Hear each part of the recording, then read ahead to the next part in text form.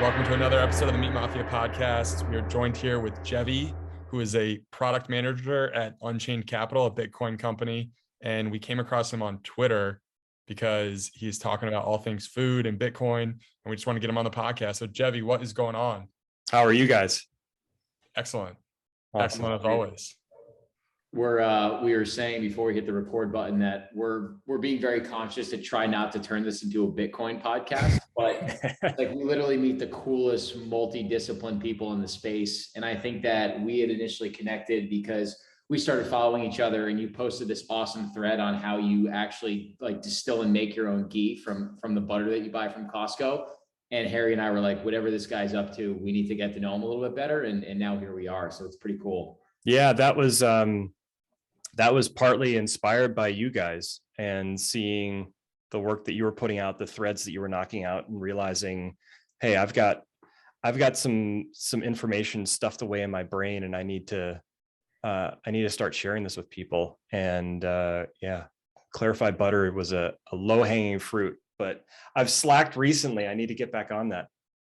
Well, you said you have an interesting background because you have a passion and a background in photography, right? So I remember seeing the pictures of the ghee that you were taking, and I was like, this is incredibly aesthetic for Twitter. And then you mentioned to me that you have a photography background. I'm like, all right, this makes sense. He's combining these different disciplines together. So yeah, I had the long story short, as I was graduating college, I had started getting into rock climbing.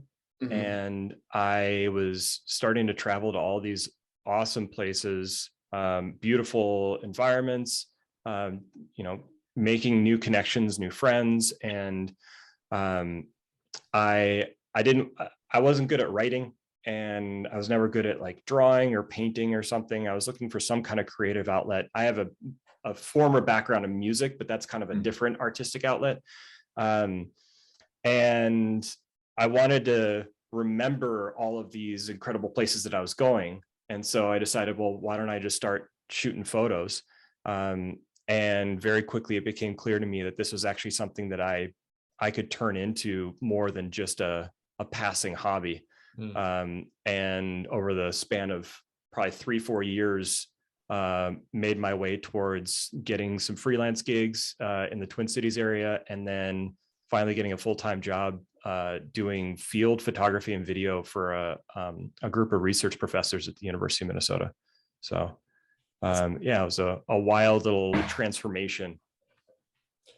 Jevi, where did your passion for food start from? Was that something that you always sort of were interested in and then just kept getting more and more interested in it as you got older, or what sort of broke that barrier for you?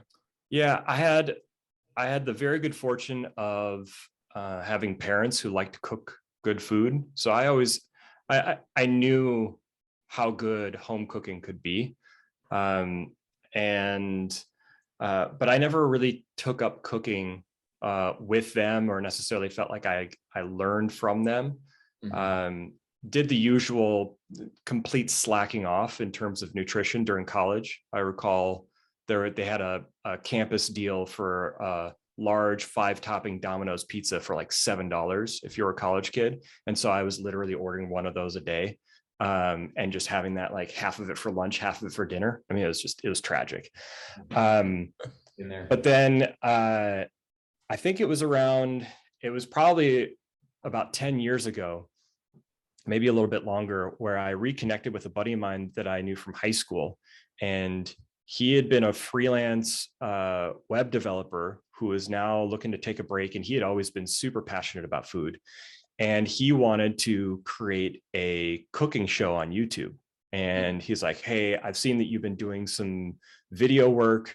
Any chance you'd be interested in doing some work with me? And that quickly turned into a really fun project that we worked on together for, I want to say 3 years. It's still up on YouTube. If you go and look for Hot Date with Nate, it was literally a 2-man show. He came up with the concept and the food stuff, and was the on-screen personality. I did all the video, all the audio, editing. We had some great stuff that we put together. But I learned a ton from him. And I think one of the biggest things that he unlocked for me was building a baseline comfort level in the kitchen and understanding kind of the foundational interplay between salty and acidic and sweet and umami, and how you can build. Just knowing those building blocks allows for you to then take any ingredient and make it something that you actually want to be consuming. And I think that a lot of people hit this barrier where they don't have that initial understanding, and they're worried, if I make something at home, I'm going to end up screwing it up. I'm going to waste a bunch of food, and I'm going to be disappointed, and I'm going to be frustrated. And so having that opportunity to just kind of get over that initial hurdle allows for you to then, fly into the stratosphere and to start making food for yourself. Yeah, there's definitely, Clemenza and I have talked about this before too. It's, a lot of people they overcomplicate it and put too much pressure on themselves, when I think you hit the nail on the head, where it's like, when you start to cook for yourself, there's kind of the beauty of it is like, there's no rules, right? So you're just cooking for yourself. And I think probably the three of us have been there, where it's like, maybe you overcooked a steak, maybe you undercooked a steak, maybe you burnt chicken, whatever. And you just learn, you work through those experiences. And then you settle in on maybe a core 5 or so recipes that work really well for you. Yep. And then you start to build out. Did you find that was similar for yourself and your culinary progression? Yeah, I think finding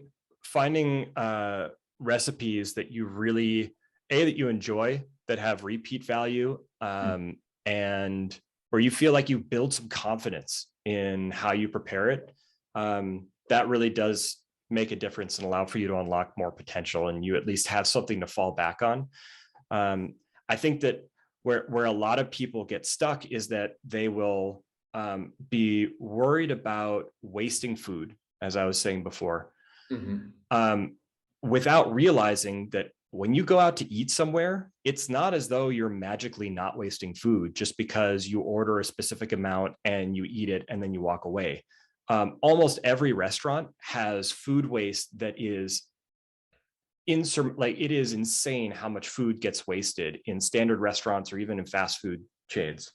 And so I think that also, knowing that, helps to unlock your realization, okay, well, I don't have to get it all right the first time, and that making mistakes is how you learn. If you don't make mistakes, how are you ever going to learn? And that applies just as much in the kitchen. And unfortunately, part of the problem with making mistakes is that sometimes you make a mistake so bad that you have to throw away the food. But the hope is that you get those out of the way early on, you build confidence, and then every single time you make something, it's going to be something you enjoy. I think the other big piece is giving yourself the opportunity to know what it feels like to be nourished by good quality ingredients. And that motivates you to want to seek that out more. All of a sudden you realize oh, I feel elevated. I feel energized. I feel clear-minded. There's all this opportunity that now is afforded to me because I've been giving my body the nutrients and the fuel that it needs. Yeah. I'm not going to pass up this opportunity for a pun on the Meat Mafia podcast, but the stakes are a little bit higher when you have really high ingredients. When you're cooking with that really good food, those really high quality ribeyes, you're going to pay a little bit more attention when you're cooking that. And so I do think that once you start experimenting with some lower quality, maybe you're not all the way invested in the whole, I'm going to try to optimize my health to the 100th degree, but experimenting in those early stages gets you to the point where you're ready to go to the farmer's market and get the best things to cook with, right? You get excited about cooking, and then you start to optimize for all those smaller components that really do feed into the end ingredient, which is you enjoying the meal and feeling nourished by it.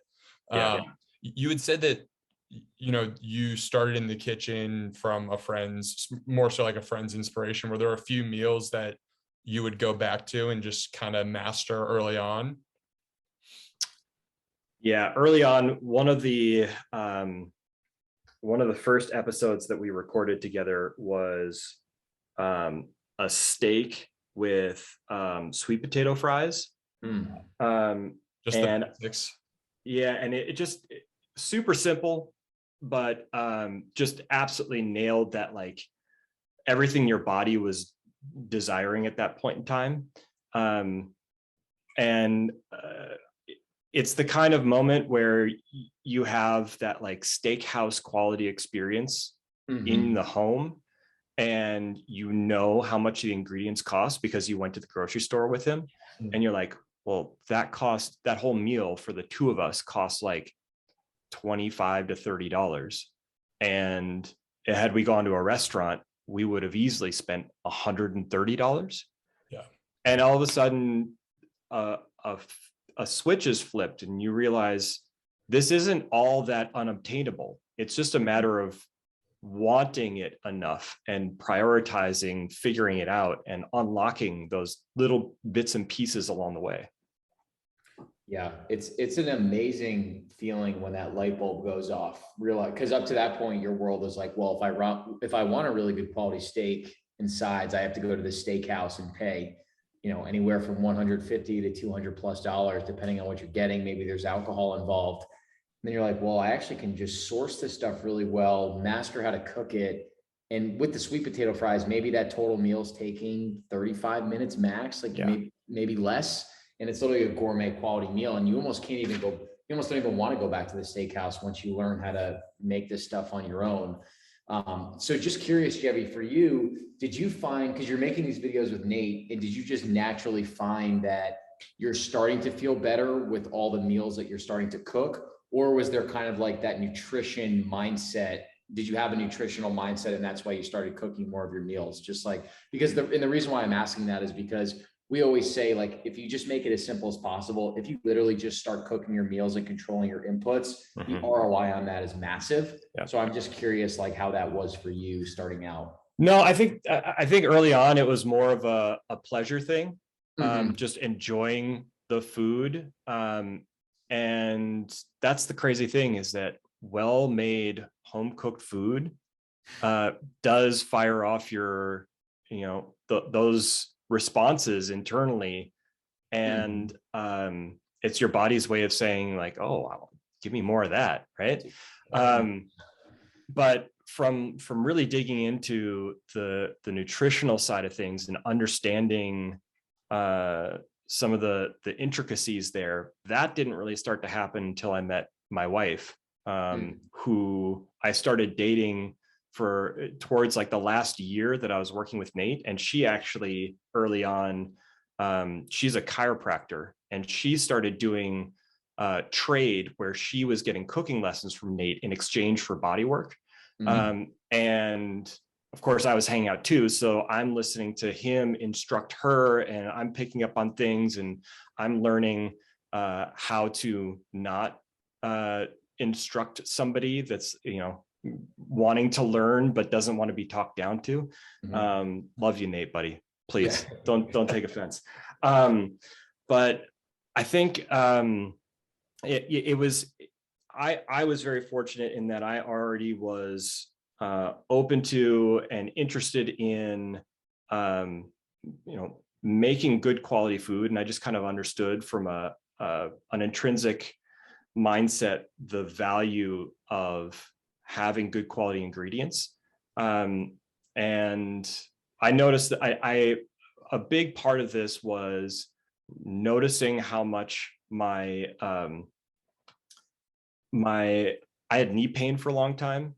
That dates back to when I played basketball in high school, and I could never seemingly get it under control. I was always had aches and pains, and a combination of a certain exercise, omega-3 fatty acids, and good nutrition, and all of a sudden it was getting wiped out and was basically gone. And so I think that you start to, there's little pockets and little moments that you can start to piece together, and you realize that there's something more to this. This isn't just about enjoying good quality food. This isn't just about this particular health outcome. This is a lifestyle that improves your mood. It improves your mental well-being. It improves your relationships. It makes you motivated to want to entertain for others, to make great food. One of the life's great privileges is being able to make a great quality meal and share that with other people and see how they respond to that. Food is this core building block for community, always has been. Yeah. And I think that a lot of people, I think society at large has just kind of allowed for that to be eroded over the span of the last 40, 50 years. I think you can easily tie it back to the advent of mass-produced food post-World War II, all these factories that were looking for a place to turn out a bunch of stuff, and they found a new way of, getting TV dinners into your freezer, and they push that whole angle of you don't need to be slaving away in a kitchen all day long for your husband when he comes home from work. You can have home cooked quality food ready for you at a fraction of the effort. And what's happened then is that there's none of that tradition of cooking and learning how to cook that gets passed on from generation to generation. So a big motivation, I think, for me is not just the nutrition angle itself, but also the cooking angle. And that if you can go those extra steps to really convert good quality ingredients into great meals, that is going to set you up for success across the board. And I really hope that there's an opportunity to continue to build on that. I get motivated by seeing what you guys are doing. I think that simply just waking people up to the reality of what we have allowed to be eroded from us, simply the acknowledgement is going to put people in a position where they're keen to want to learn more, and they're keen to want to find out how they can offset some of those losses over their lifetime and maybe start to be the change that they want to see in the world. Yeah, it feels like the ignorance to some of the food history that you alluded to and that you talked about is really a core component of a lot of this. Like, people just aren't educated on the dynamics that happened after World War II and the changes in the dietary guidelines and all of the massive produced foods that were coming online during that period. It's like really this interesting window of time right around the 70s where things started to shift. And then now we're living in this world where we're living in the product. We're living proof of like what happens when you change what we're supposed to eat evolutionarily. It's really interesting. And one of the things I know you're big on is sourcing food properly. Before we got on, you were talking about going to the farmer's market. Is that an important part of how you're living day to day? Yeah, absolutely. I, in particular, over the last few years, the pandemic certainly turned the afterburners on in recognizing how important it was to have more control over your sourcing. But I was already doing this before that. I had started to build this mindset of, think about the separation between you and where your food comes from in terms of a chain link, right? And there's the first link between you and the grocery store, and then there's a link between the grocery store and the distributor, and there's a link between the distributor and the producer, and then they're probably an aggregate producer, and there's a smaller person that supplies them. And a chain is only as strong as its weakest link, right? So the less links you have in your chain, the stronger it's going to be. So the best possible outcome is you've got acreage and you're raising your own cows and you're growing your own produce, and you have very low reliance on any externalities. The next best option is to be able to connect directly with a farmer who's doing a lot of that production. And for a lot of people, that's a step too far. They don't know how to necessarily go and find a farmer and connect with them. And so I really feel as though farmers markets are one of the best entry points to being able to start to make those relationships. I live in the Twin Cities. There's got to be at least 15 to 20 farmers markets that happen all summer long in various parts of the city. I've ended up, I think at this point, I've probably visited 8 or 9 of them. And mostly just to see, what are some of the other producers that are at some of the other farmers markets? And maybe there's one that's wouldn't otherwise be going to that has really amazing beef. That's what happened last year for me. I came across a beef producer at a farmer's market that I was way out of my way, but I made a relationship with the guy. And now I'm, ordering in advance, and I know he's going to be there at a certain time period, and I just go and pick up, and here I've got 60 pounds of the best short ribs in my life.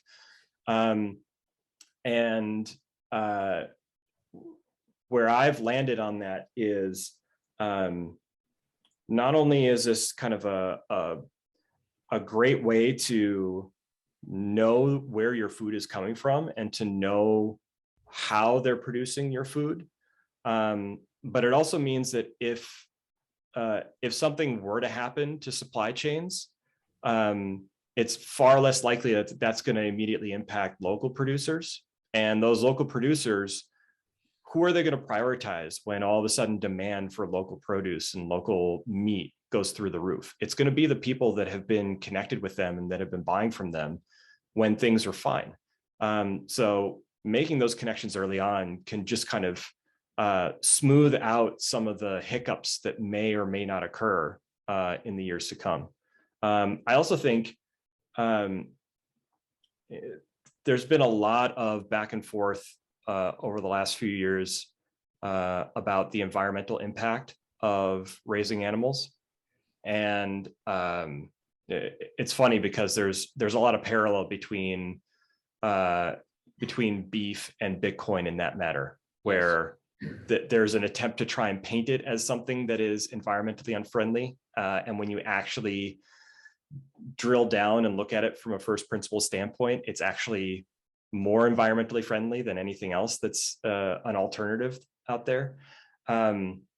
But where a lot of people usually get turned off from consuming meat and think that they're doing better for the earth switching to veganism or being a vegetarian is that there's this huge story that's painted about the environmental impact of cows. And most of those figures are either heavily inflated or they are only focused on commercial agriculture farming, these like large scale food lots, and are never looking at regenerative agriculture practices and rotational grazing and seeing the carbon sequestration that occurs by allowing for cattle to graze over a plot of land and then letting it generate back. And when you run the numbers, regenerative agriculture is a net positive in terms of CO2 in the atmosphere. So I think that when you're able to connect directly with farmers, and even better, if you're able to go and visit the farm, firsthand how your food is produced. That is ultimately what everyone should strive for. We should not be outsourcing how our food is produced and just simply blindly trust whatever is written on a label. If we have the opportunity, we should want to know where that food is coming from. Mm-hmm. Which is amazing about what you're doing with that farmer in Minnesota. It's like you're literally shaking his hand. You guys have a personal relationship. Probably knows you have a wife and a son. He's personally invested in you and your family's health. And then you have the benefit of like you're giving your dollar directly to him, and you can ask him how he raised his cattle. Are they grass-fed, grass-finished? Are they finished on corn the last 30 to 60 days of their life? Yep. You just don't have that in a supermarket, right? With all the loopholes that are available with labeling. Like I've sat there in a grocery store being like, okay, well, it says grass-finished, or it says grass-fed, but is it grass-finished? No matter what, I have no way to verify it, right? Yeah. Because the butcher behind the counter doesn't know, because he or she is just an employee. It's just a totally different experience of the autonomy that you've chosen to put in the food of your body and your family's body too. And that's accessible anywhere, right? Like, and that's, there's no point in me trying to tell your audience, hey, go and look for this guy at the Golden Valley Farmers Market, right? Like it's not going to do anything for the vast majority of your listeners.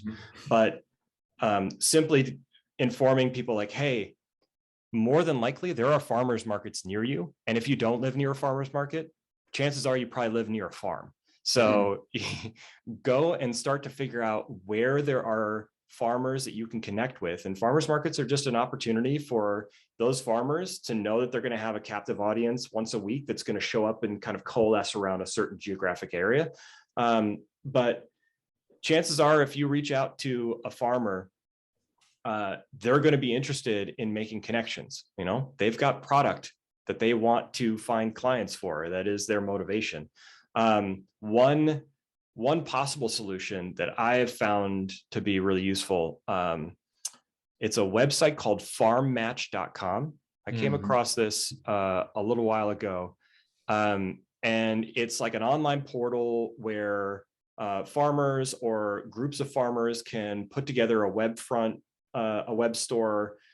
Individual clients can sign up for an application, but through there, I've been able to find raw dairy and impeccable grass-fed beef, multicolored farm fresh eggs, and you get to order for a window of time each week, and then they cut it off, and then the next day it's delivered to a home somewhere. Everyone has a different system in place, but punch in your zip code, see what's available. Sometimes you luck out and there's some local producers. There aren't a huge number of people on there. So there's some instances where the only thing that's available is mail order, and that gets pretty expensive, but never hurts to try. Awesome. So, Jevi, what were those first conversations like with those farmers that you were getting in touch with? How did you approach it? I think some of the, early on, the big thing that you need to do is you need to already have a little bit of a familiarity with what it is that you're looking for. So in my case, I already had a great fully grass-fed farmer that I was working with, where I knew, okay, I can get some really high quality lean meat. It's going to be a little bit more gamey, but great for pot roasts and Moroccan tagines. But I wanted to find a really great steak cut, and I didn't want to just go to a butcher shop because they were usually way overpriced. And I liked being able to get a chance to know what the farmer is feeding them. As an example, ruminants are very good at converting whatever food you give them into high quality protein and quality fats. But if you feed an animal large amounts of glyphosate laden corn and soy, plenty of that is going to be retained in the body. And there's only so much of the polyunsaturated fat that a cow is able to convert into saturated fat. And so some of that will then just end up building up. And so I was really keen on trying to find a producer where they were grain finishing, but they were avoiding corn and soy, and they were being a little bit more mindful about where they were sourcing their grains from to finish the cow. And so every time I would go and chat with a farmer, I would then say, hey, how are you guys raising your animals? What are you feeding them? And giving them an opportunity to just kind of start to talk it through and provide some context. And then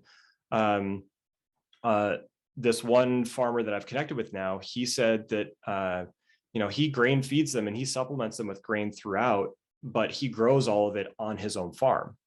And in having an opportunity to go and visit there, I've been able to see the health of these animals and know they're not just being, pumped full of crap. There's no antibiotics, there's no hormones, there's no steroids. And they're being given a great quality of life right up until the end. And that makes a huge difference. You can feed an animal exactly what they need and treat them well if in the last few days of their life, they're being loaded up into a trailer and they're being hauled into a slaughterhouse where there's thousands of animals that are screeching and are all scared. All of those stress receptors are just dumping adrenals into their muscle fibers. And that's often where you get a lot of the metallic flavor. And it's one of the reasons why grocery store meat will often just have kind of a weird taste to it. And having the opportunity to be able to connect with a farmer, to know how much they care about their animals, that is where you're going to find the best quality meat. And I'll say, some of these farmers, they're producing stuff that is better than what you find in a grocery store, and it's like half the price. I kid you not. I'm paying like $5 a pound for the best ground beef that rivals anything that Force of Nature is knocking out. Yeah. That's incredible. And do you approach it? Do you load up every week? Do you buy a half cow, quarter cow? How do you think about that? Just shopping for a family of 3?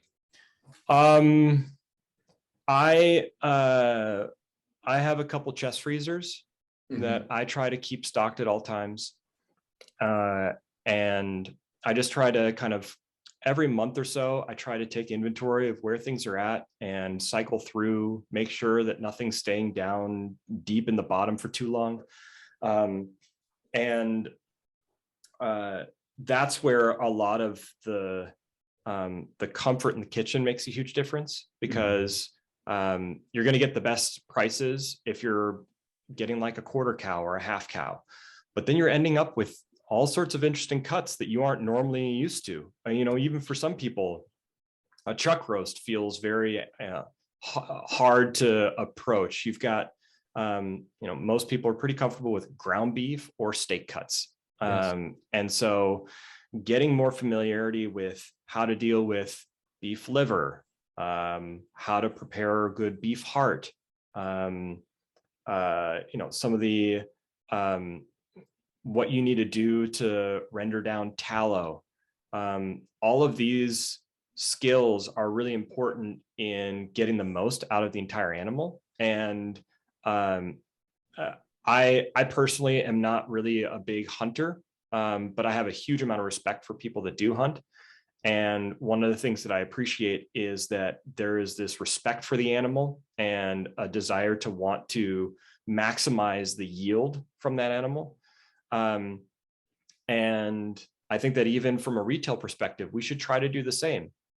We should not just be honed in on like, well, I know ribeyes are tasty and I'm going to just buy ribeyes and eat those. That's not doing justice to the animal. I think that there's a great opportunity to make the most of every single cut that you come across. And let's not forget, organ meat is chock full of incredible nutrients. The nutrient density in beef liver, in beef heart, out of control.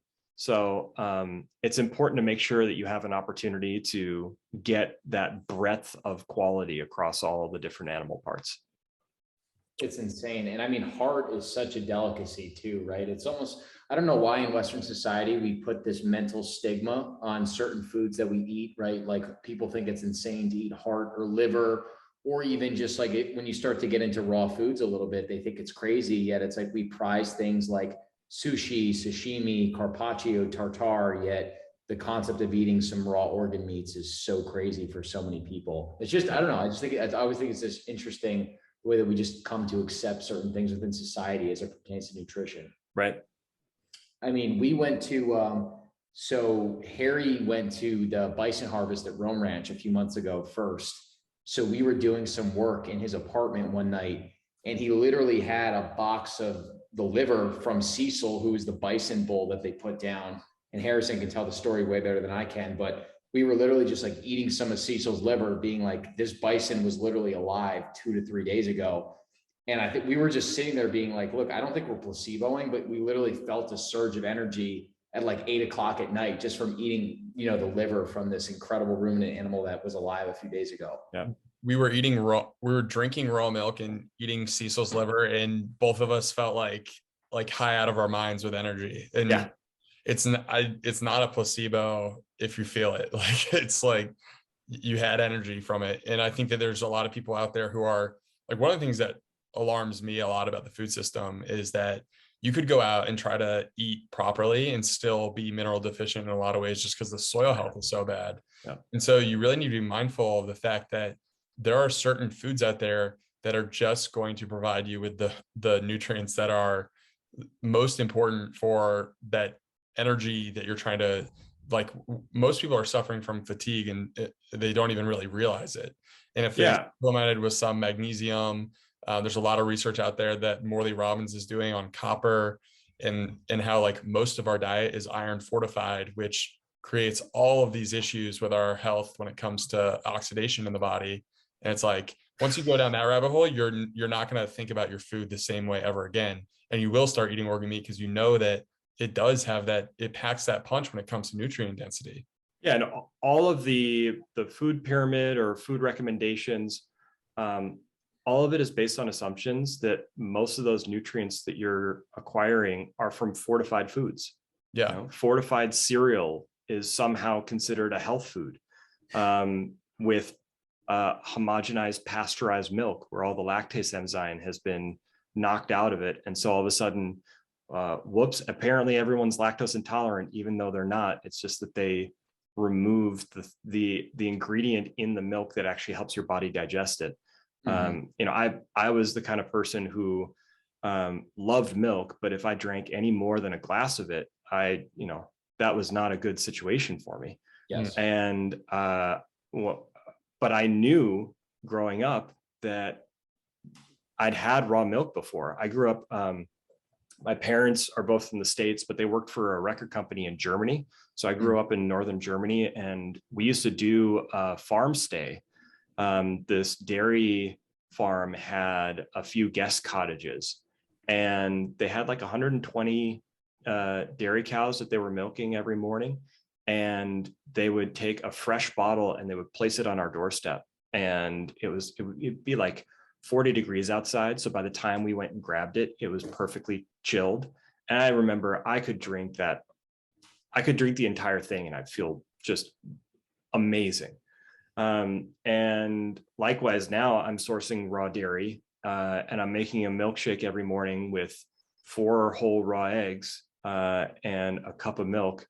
And I'm flying until lunchtime. You know, it satiates me. It gives me energy. I spend a lot of time in front of a computer screen. I'm sitting in this room most every day. And I used to recall coming out of here at the end of the day and having, you know, pretty monumental head fog and just not feeling clear of mind. And, you know, since switching to being way more dialed in terms of my consumption throughout the work week, you know, I basically stick to one of those raw egg milkshakes in the morning and a pound of ground beef in some capacity for lunch. I feel amazing. Wow. So would you describe your diet as pretty much animal based, some variation of carnivore? Is that where you feel like you've been thriving? What I've in particular, the last 4 to 6 months or so, I'd say that I've landed in a range that's like 80% animal products, whether it's dairy or animal protein or animal fat, and then 20% whatever. You know, I think one of the biggest challenges that a lot of people will hit is that they'll think that they need to do some crazy intervention diet in order to be able to turn their life around and to be in better health and to be in better shape. But oftentimes that change is too drastic and you're just not going to stick with it. And so giving your body the opportunity to start to transition into something that's more healthy, I think is a big way of making sure that you can stick with it. I don't think that my diet makes sense for everyone. I think that everybody is very individualized. You know, my wife doesn't need nearly the amount of animal protein that I do. She still likes eating meat, but not the amount that I do. But she fully recognizes, like, clearly this is working for you. So you should just continue to do what you're doing. But to the point of if you're being too strict with an intervention diet and not being able to stick with it, I still feel perfectly fine going and showing up at a restaurant and eating a meal out every once in a while, even though we barely ever eat out anymore. But like in the evening, if my wife has made a noodle dish, I'm not going to be like, oh no, I'm not going to eat any gluten. It's like, it's good food and I can enjoy it because I've set myself up for the first part of the day with great quality ingredients. And, I know that my body has reached, as long as I have the requisite amount of animal protein that my body needs and thrives on, and I've got all the other nutrients covered, my body is resilient enough to be able to deal with that just fine.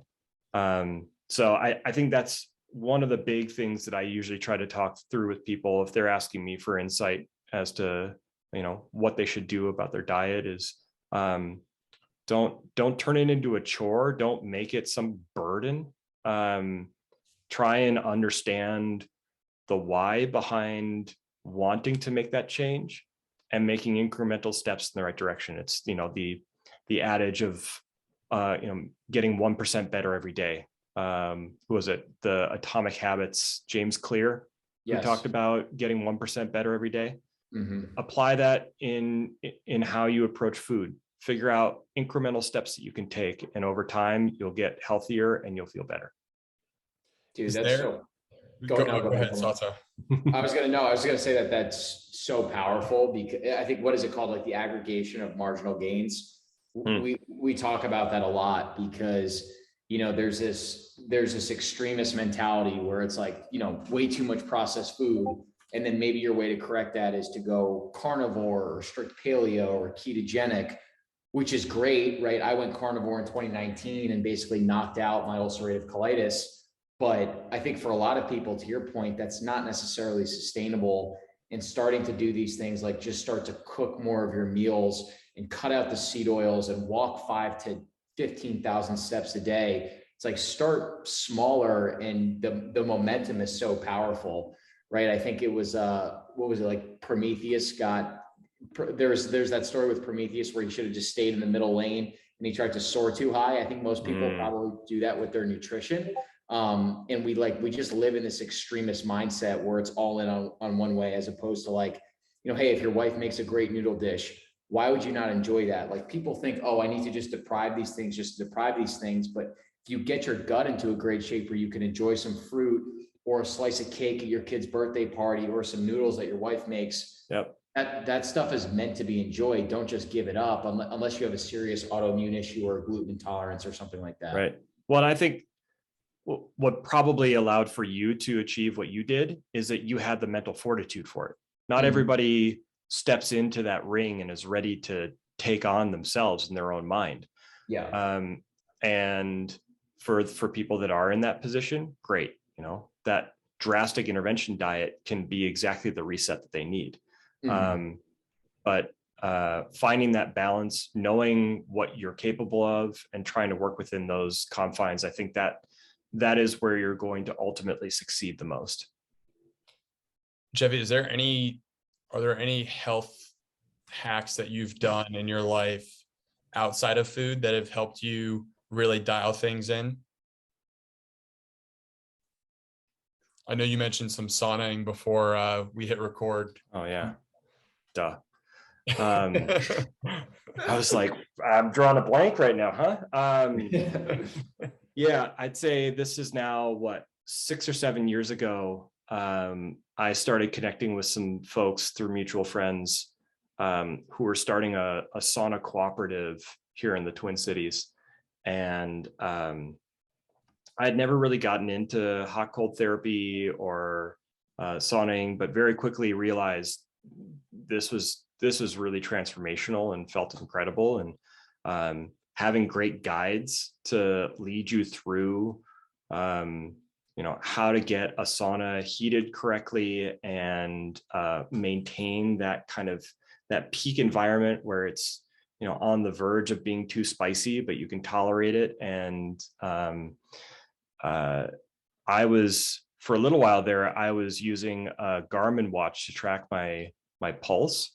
And I would, just in sitting in a sauna, I was getting my pulse up to like 130, 135. Wow. And then I would step out and go into a cold plunge, and I could see my pulse drop to 80 beats per minute, just within like 45 seconds. Wow.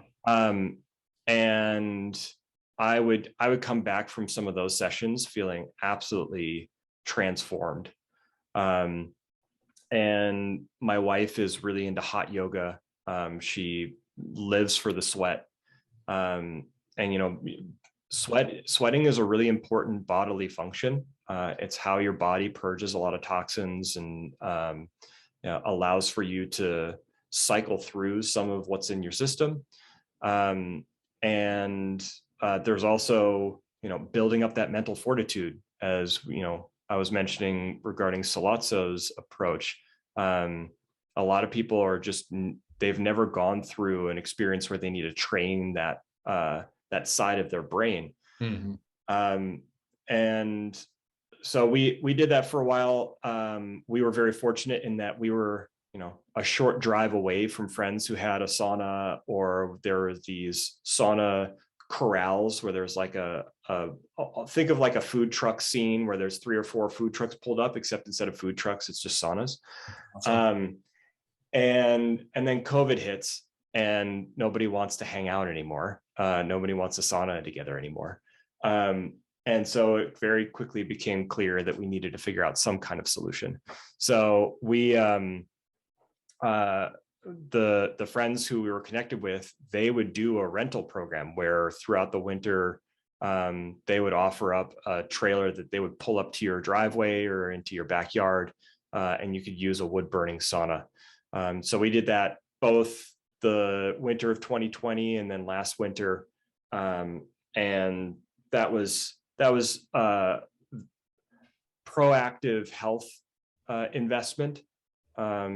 It gave us an opportunity to not only get in some really great sweat sessions, but you need to have some mental fortitude to stick out the Minnesota winters. And sweating it out on a regular basis is a great way of being able to do that. Yeah. It's incredible. I mean, at 135 beats a minute, that's basically zone 2 cardio at that point. Yeah. I would calculate it on my Garmin. I would do a couple 15-minute rounds and you're like, oh, I burnt like 500 calories sitting in this sauna. And then you're getting the detox benefits like you talked about, just the inherent mental benefits of like being able to tolerate that and counting down on your watch. And then you're going in the cold plunge too, which is just, it's like you want to feel what not being depressed is jump in the cold plunge and then get out for a couple minutes afterwards. And you feel it's like there's like one version of Jevi, and then the Jevi that goes into the sauna and does a cold plunge. It affects every aspect of your life, right? Yeah, and a low budget, low tech way of being able to do some of that hot cold therapy is in the summertime. Just sit out in your backyard or on your deck. And get some good sun tanning going, start to build up a sweat. And when you start to feel like you're kind of getting a little overheated, go and source a 70-gallon Rubbermaid horse trough. They're not crazy expensive. Yeah. Fill it up with water. Go to your local Wendy's. I don't know if you guys know about this life hack. Wendy's sells 8-pound bags of ice for $1. Really? Yeah. Wow. So you can go and load up on ice and set up a little ice bath. And that's a really easy way of being able to pull off some hot cold therapy at home. Wow. That might be the most useful nugget of information I've gotten in like weeks. I'm going to be going to Wendy's like twice a day. Jevi, I think you're due for some type of a sauna thread to put some of these nuggets in. I know. That might be my challenge for you. I know you're obviously a busy guy. You got a lot on your plate right now, but just to get you back into it. Yeah, my midterm kind of in the next few months, one of the things that I've been really wanting to spin up is kickstarting a YouTube channel that I've been kicking around for a long time. And the first series is kind of a lot of what we were talking about today, which is congratulations, you're sourcing a half cow, or you finally decided that you want to make the investment.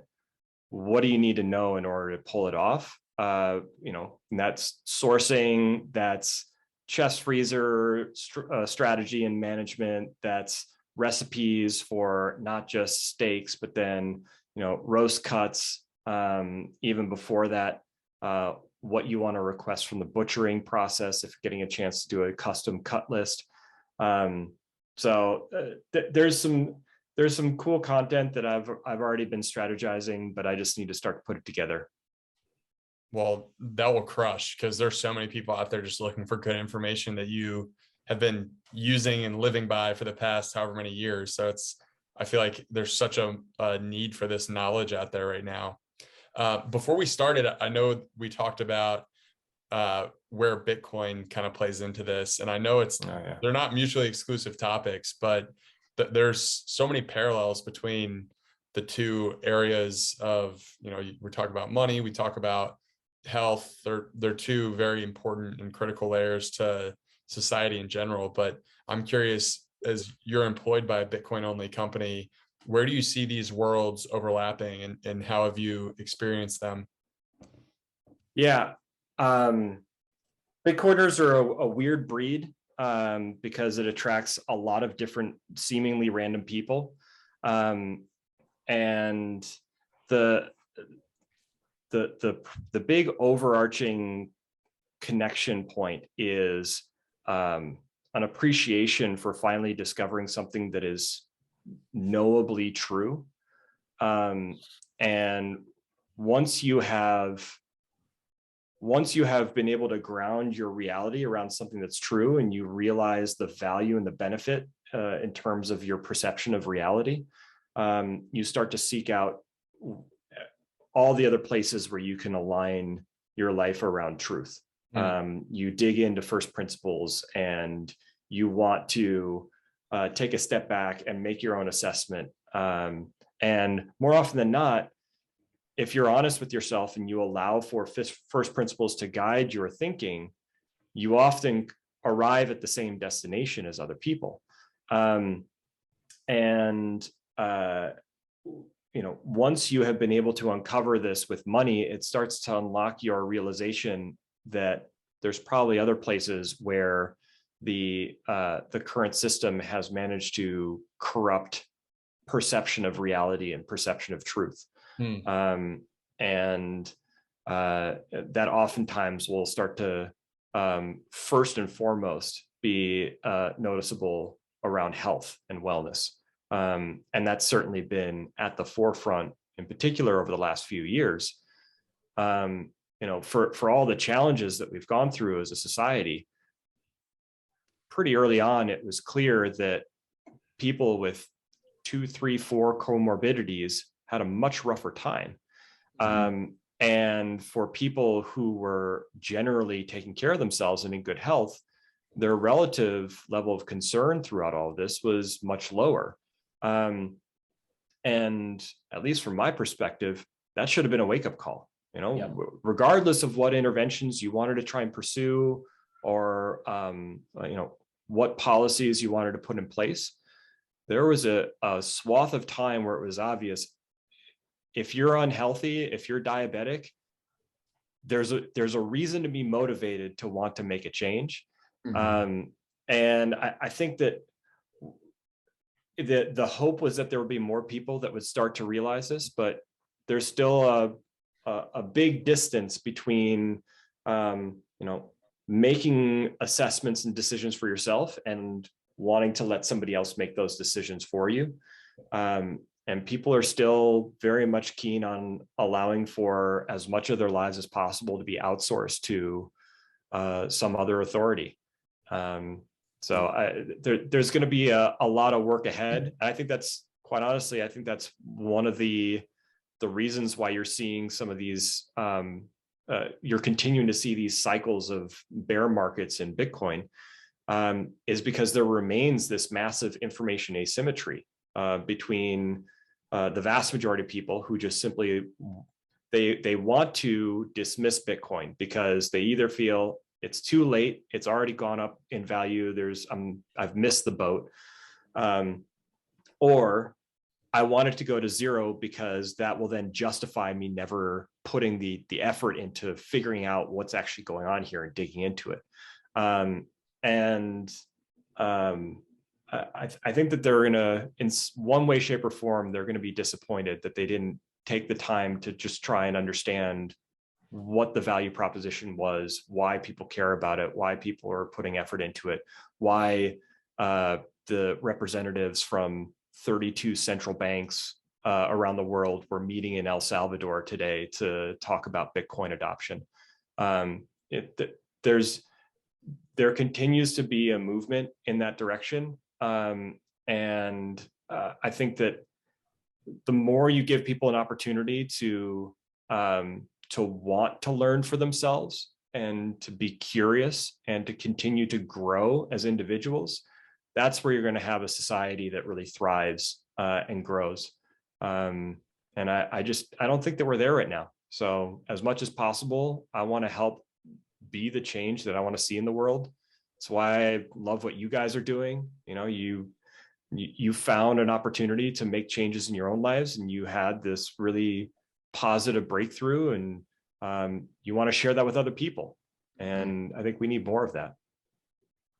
Yeah, we shouldn't discount the power of just anecdotal experiences, and when you unite those anecdotal experiences against the common narrative, it's pretty interesting what can happen for sure.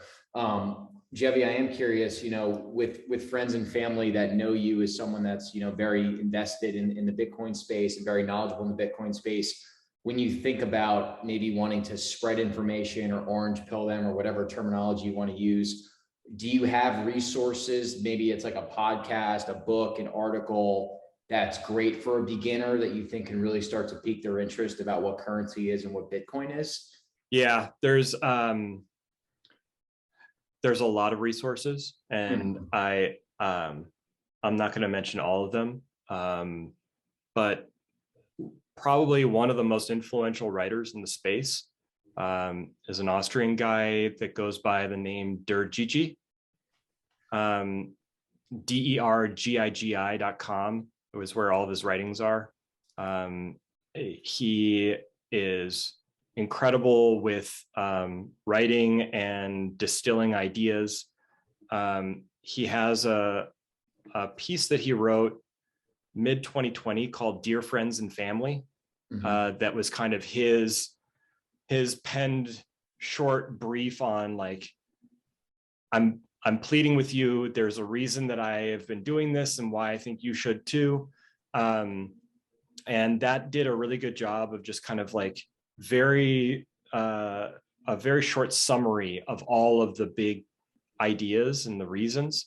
If you want to go a little bit further in, an author by the name of Vijay Boyapati wrote an article that's got turned into a book called The Bullish Case for Bitcoin. But there's actually a podcast that is hosted by Preston Pish that is called Bitcoin Fundamentals. And he just did an episode with Gigi recently. It's only an hour long. But you know, once you've been able to scratch the surface of Bitcoin and you want to better understand why Bitcoin is the only thing that matters and everything else is a scam, he is extremely eloquent with describing all of the reasons why. And I highly recommend it. It just came out, I think, last week. And at this point, I've probably listened to it 3 times. Like, wow. It is phenomenal stuff. And would you recommend that to someone who's just starting out too, or maybe someone who's already kind of touched the stove a little bit and at least like bought some Bitcoin or thought about buying some Bitcoin? I think the podcast episode that I just mentioned is great for people who have started dabbling a little bit and are, I think a nice way of putting it, are still crypto curious, right? But no, I don't think that it would be a great starting point. I wouldn't drop them into the deep end necessarily. But it has, I think that it's a great touch point for, once they've already established a basic understanding. I think that the 2 articles that I mentioned before are a great starting point. And, I would be remiss to not mention the Bitcoin Standard, very often considered to be kind of one of the go-to resources, but I think even that can be a little bit too dense, a little bit too thick for people. I think they're looking for a very quick value proposition to start to figure out what's going on. I think what's really important is, more often than not, trying to best understand what makes that person tick, what about Bitcoin might connect with them. Is it their concern about inflation, or is it their interest in protecting human rights around the world, or is it securing our energy grids? There's all these different angles that you can approach Bitcoin that gives somebody a realization like, oh, there's something worth checking out here. And then they can start to dig into all the other facets and become more and more entrenched in their understanding. I love it. Yeah. And I think that everyone's kind of along their own path when it comes to figuring out how Bitcoin can apply to their life. And some people need to come into contact with it a few times. I know I did. And then once you see it, all you want to do is learn more about it and figure out how it's going to change the world, and what it really could possibly do. And I think linking back to our conversation previously around food, I think that will probably be the first incentive structure that gets most disrupted by Bitcoin becoming something that is an alternative to banking, central banking. Realigning some of the incentives around food and how crazy those have gotten. I think it would be, my dream world is something on a Bitcoin standard where the food system is incentivized to promote the healthiest, most nutritious foods for people.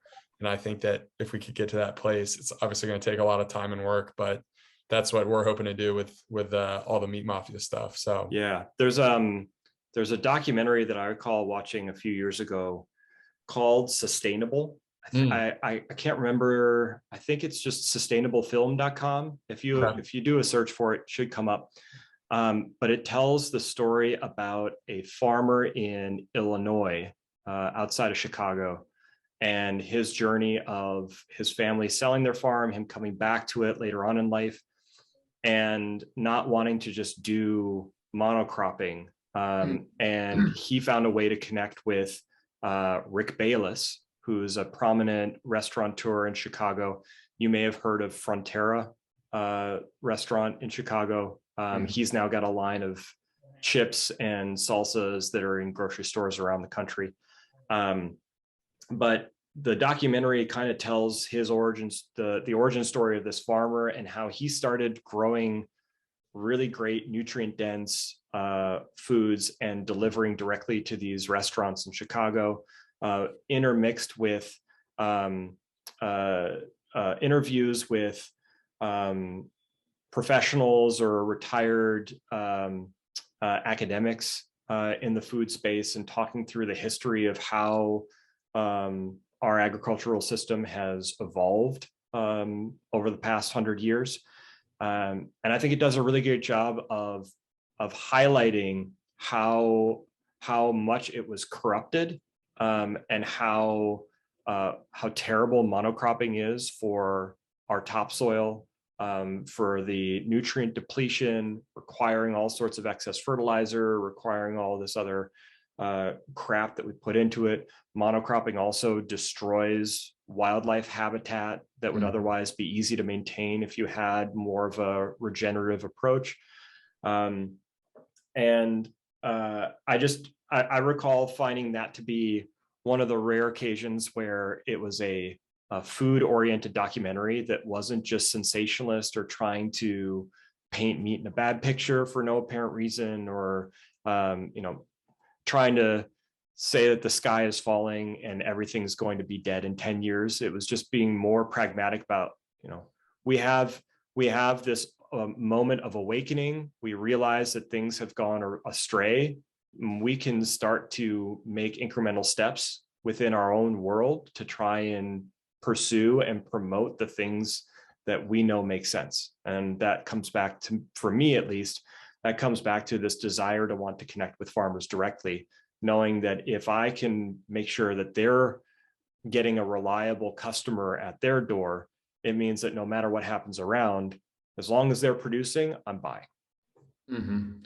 Yeah, it's interesting because what we're doing now in the nutrition space is considered to be very esoteric. So I'm curious, from your perspective, Jevi, do you think that we will start to see a return to a more hyper-localized approach to eating? Do you think that eventually the information will circulate where people do wake up to it, or just curious your thoughts on that?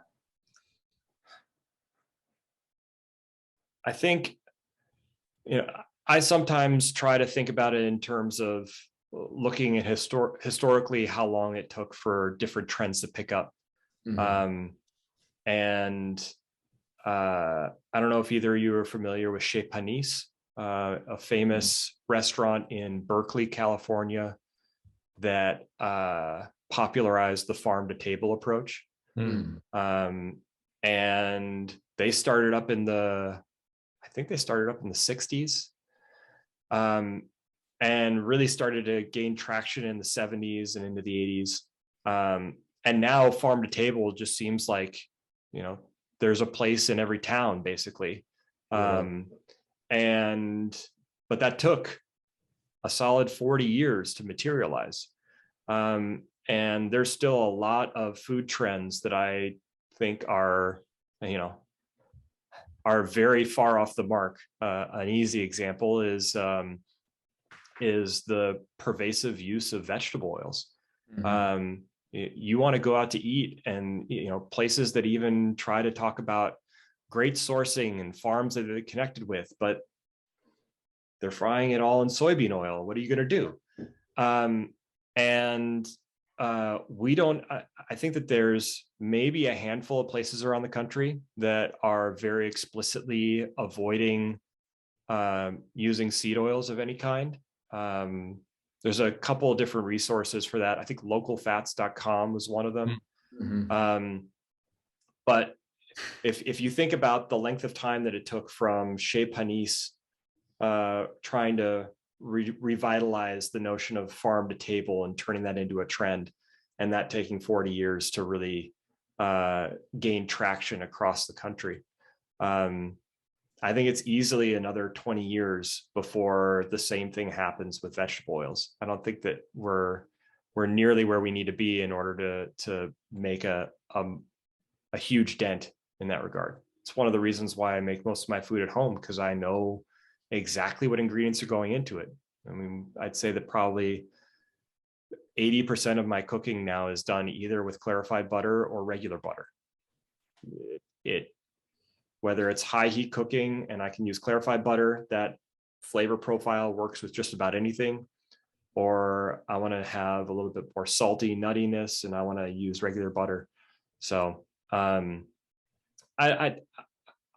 try to be optimistic, but I know that didn't sound very optimistic, but I think the more that people can take food and nutrition into their own hands again, the more that restaurants are going to start to pay attention, because the only customers that are going to have left are people that are unhealthy and aren't taking care of themselves.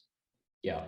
And I don't think it sounded negative at all, by the way. I think it sounded realistic. And I think it's important for people to realize this is 50, 60 plus years of nutritional rewiring that needs to be done, right?